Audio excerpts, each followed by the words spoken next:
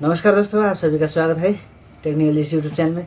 दोस्तों मैंने आज फिर से आपके सामने आ रहा हूँ कि यहाँ पे एक सोल्यूशन लेकर आ रहा हूँ। ठीक है, तो सोल्यूशन इस तरीके है कि ब्रदर का DCP टी 310 मॉडल का यहाँ पे मेरे सामने प्रिंटर है। ठीक है, और ब्रदर का DCP टी 300, ब्रदर का DCP टी 310 और टी 500 इस तरह का जितने भी प्रिंटर है दोस्तों, इस सभी में ये सॉल्यूशन बिल्कुल काम लगेगा दोस्तों। ठीक है, तो दोस्तों यहाँ पे ये आ रहा है कि प्रिंट अनेबल 8F।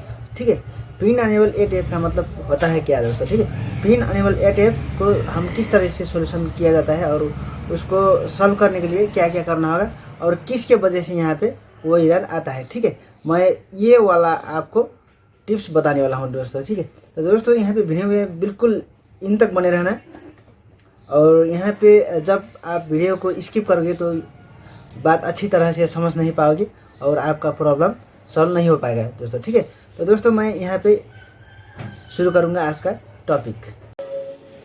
ये देखिए, ये रहा हमारा ब्रदर का DCP टी 310 मॉडल का प्रिंटर है। ठीक है, यहाँ पे मैं आपको सिखाने के लिए ओनली वन दिखा रहा हूँ किसकी वजह से यह फेट प्रॉब्लम आता है। प्रिंट अनेबल यह फेट, ठीक है, 8F, प्रिंट अनेबल 8F किसकी वजह से आता है। ठीक है, मैं यहाँ पे दिखा रहा हूँ आपको।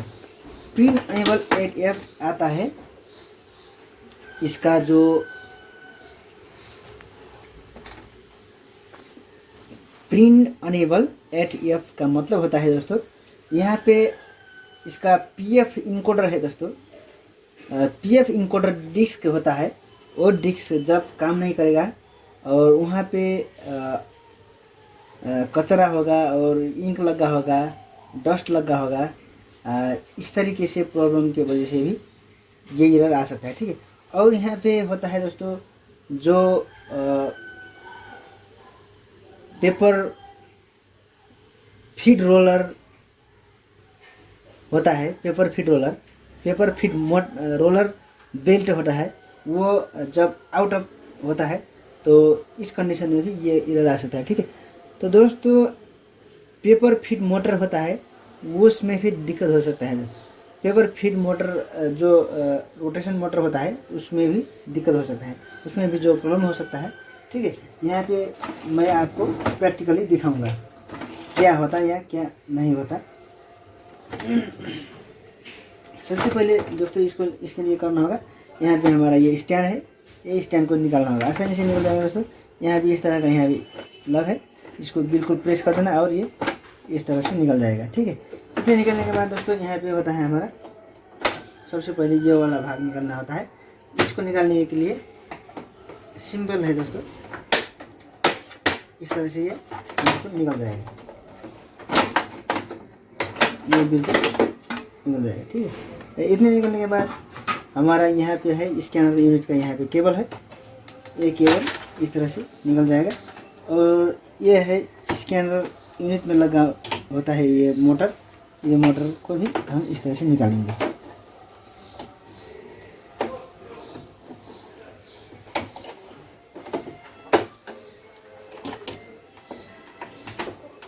ये होने के बाद हमारा ये टॉप कवर वाला ये स्कैनर यूनिट है, बिल्कुल इस तरह से निकल जाएगा। ठीक है, ये निकलने के बाद अब होगा हमारा बिल्कुल पूरा का पूरा ढक्के को निकालना होगा। ठीक है, इसको निकालने के लिए सबसे पहले हम करना होगा क्या, तो यहाँ पे होगा हमारा फ्रंट पैनल, ये फ्रंट पैनल को भी हम निकालना होगा।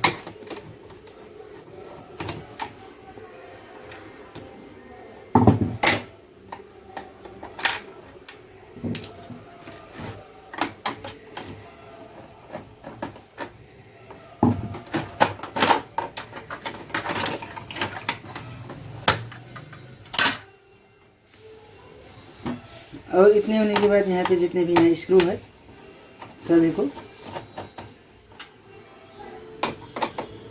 हम खोलेंगे।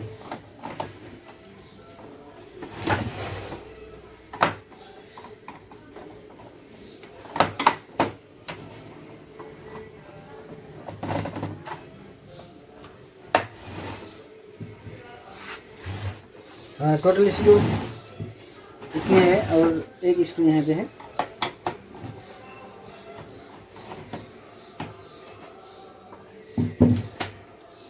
इतने होने के बाद ये वाला कवर निकल जाएगा बिल्कुल, इसको निकालने के बाद, ठीक है। इसको भी निकल रहा हूँ अभी।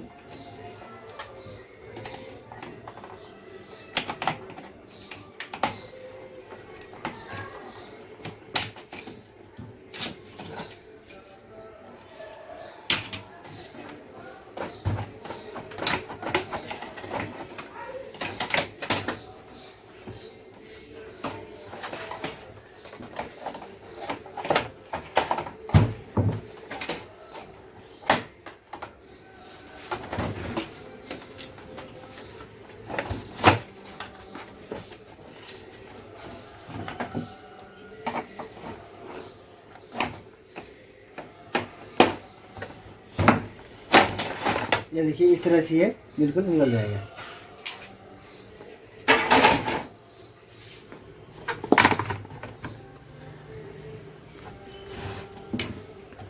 इतने होने के बाद हमारा पीएफ इनकोडर डिस्क होता है क्या? पीएफ इनकोडर डिस्क होता है ये डिस्क। एक डिस्क में जब भी जितने भी यहाँ पे होगा, यहाँ पे इंक लगा होता है और यहाँ पे हो सकता है डस्ट लगा हो सकता है, ठीक है। तो ये इनकोडर खराब, ये डिस्क खराब होने की वजह से भी हमारा ये एरर आ सकता है, ठीक है। प्रिंट अनेबल ATF, ठीक। और दूसरे होता है कि यहाँ पे एक इनकोडर सेंसर है, इसका अंदर यहाँ पे है।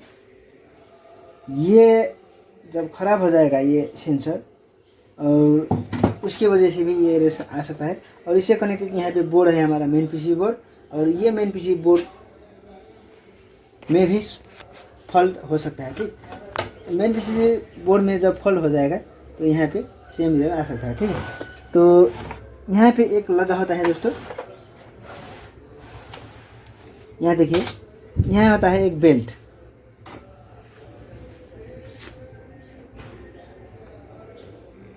यहाँ होता है एक बेल्ट, और ये बेल्ट यहाँ अंदर से दूसरे यहाँ जो पेपर ट्रांसफर वाला होता है उसमें लगा होता है, ठीक है। ये बेल्ट जब टूट जाएगा और ये बेल्ट जो गियर में लगा है वो गियर से आउट ऑफ हो जाएगा, तो उस कंडीशन में भी ये मोटर खुद घूमेगा, खुद रोटेशन होगा, लेकिन दूसरे गियर को रोटेट नहीं करेगा। तो इस कंडीशन में भी ये एरर आ सकता है, ठीक है।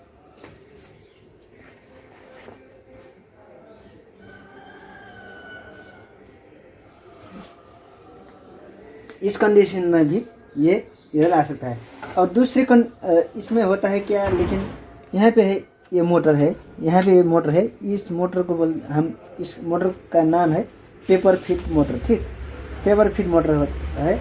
ये पेपर फीड मोटर में दिक्कत आएगा और इसको खराबी से, इसका जो प्रॉब्लम से भी ये एरर आ सकता है, ठीक है दोस्तों। जितने भी यहाँ पे एरर है, सबसे पहले हम देखना होगा यहाँ पे पेपर पीएफ इनकोडर डिस्क, ठीक। पीएफ इनकोडर डिस्क को सबसे पहले हम यहाँ पे इसको ध्यान रखना होगा और इसको अच्छी तरह से बिल्कुल क्लीन करना होगा, ठीक है। इस तरह से बिल्कुल इसको क्लीन करना होगा। और दूसरे आपको ध्यान में रखना होगा कि यहाँ पे है हमारा पीएफ इनकोडर सेंसर है, ठीक है। पीएफ इनकोडर सेंसर है यहाँ पे। ये सेंसर में भी जब दिक्कत आएगा तो इस प्रॉब्लम दिखाएगा। यहाँ पे आपका डिस्प्ले में जो शो करेगा इस तरह से शो करेगा। और तीसरे है कि यहाँ पे हमारा बेल्ट होता है। बेल्ट जब टूट जाएगा, ये बेल्ट है यहाँ पे पेपर ट्रांसफर रोलर से कनेक्टेड है। यहाँ पे ये बेल्ट यहाँ अंदर है। ये बेल्ट में जब दिक्कत आ जाएगा और ये टूट जाएगा, उस कंडीशन में भी ये एरर आता है, ठीक है। और तीसरी बात है कि हमारा यहाँ पे एक मोटर है, paper feeder motor, paper feed motor है। इसमें भी दिक्कत आ सकता है और उतने ही के बाद भी एरर आ सकता है, ठीक है।